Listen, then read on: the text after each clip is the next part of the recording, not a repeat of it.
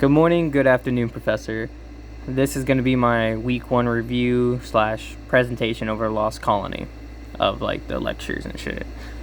Anyways, I'm in a very small house. There's 6 people in this house.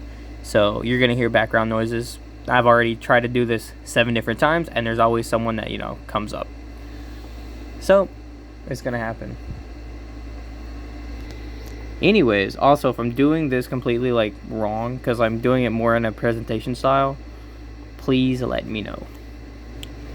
What happened to the lost colony of Roanoke? Imagine this. You're in a totally unfamiliar land trying to survive, and the help you're depending on doesn't show up for 3 years. That's exactly what happened to the Roanoke colonists in the late 1500s.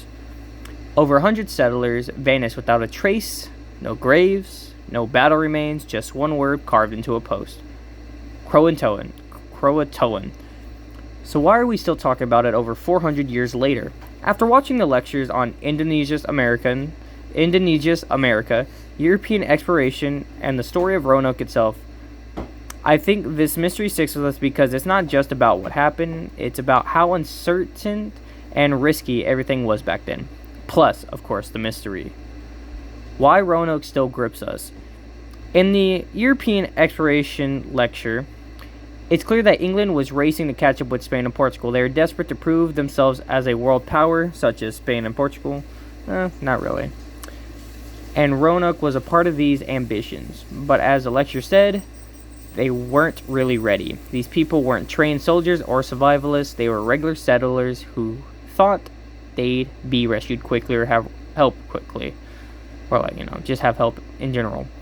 The fact they were just gone when John White came back in 1950 leaves so many questions. No signs of struggle, no clear clue except for Croatoan. It's the not knowing part that keeps people talking. The Roanoke lecture even compares it to an early American ghost story, real people caught in a mystery that was never solved. How could so many people despair?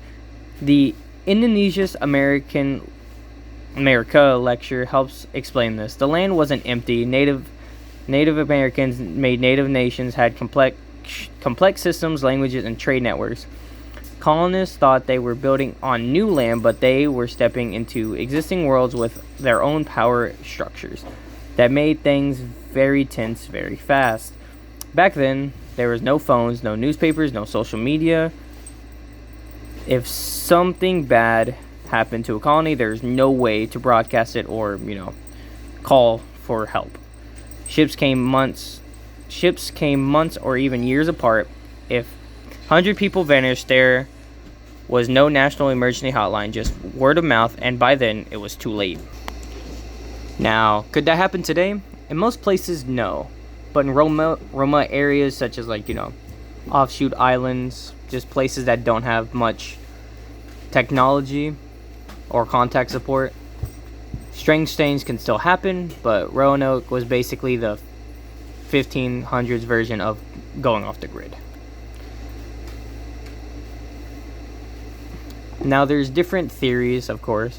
One is, did they join the Croatoan tribe? One of the most peaceful theories is that the colonists didn't die. They just left. According to the Roanoke lecture, the Croatoans had a good relationship with the English. Mantheo, a native who helped the colony, was from the tribe. When White returned and saw Croatoan carved into the post, he believed it might mean that they relocated. The info-based article adds more to this. It mentions oral traditions from the Lumbee people who later lived in the area and claimed to have ancestors who looked and sounded different. Some even had gray eyes, which wasn't typically among Indonesia's people. That detail makes the theory that the settlers joined the tribe feel pretty believable.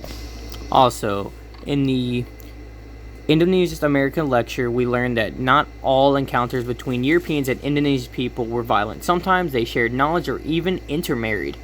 In a survival situation, it would make sense to join the nearby tribe that knew the land and could help them. Another theory, or were they attacked? Of course, there was a darker theory too. Some believed that the colonists were attacked and killed by the local Indonesian groups. The European exploration lecture mentions how early encounters were often marked by mistrust when colonists stole food or disrespected boundaries. It created real tension. And according to the Roanoke lecture, the Secotan tribe had a history of conflict with the English. It's possible they took revenge. But here's the thing. When White returned, he didn't find any burned buildings or graves. The settlement looked like it had been carefully dismantled.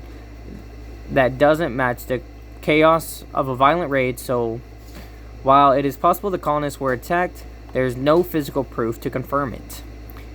To me, which theory makes the most sense? Between the intermarriage theory and the massacre theory, I think the idea that colonists joined the Croatoa tribe makes the most sense. It lines up with the evidence, the little there is, like the carving and calm site and the Lumbee oral histories.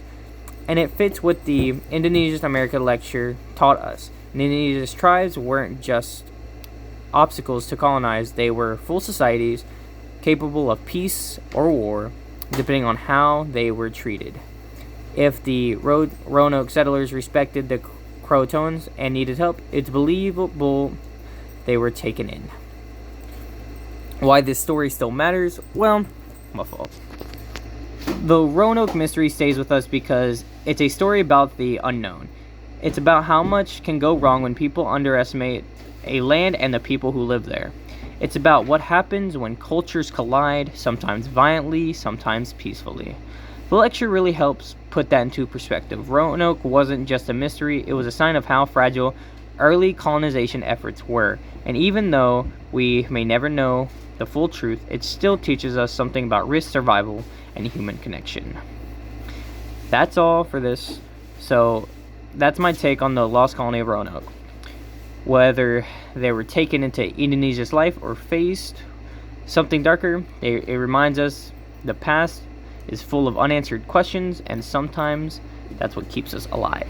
Anyways, I do apologize for all the cuts and stuff, but as said again, I am surrounded by family members in a small house, so there's always going to be noise no matter what. I could have tried to do it in a later time, but can't do that because they're more active at night. It doesn't matter, whatever time. Also, what else was I going to say? Oh yeah, if this format that I'm doing for the whole thing, please let me know if I'm doing it wrong. I would like to know, because if I'm doing it wrong, I hope not to do the next one wrong. Anyways, thank you for your time, and you'll definitely see me again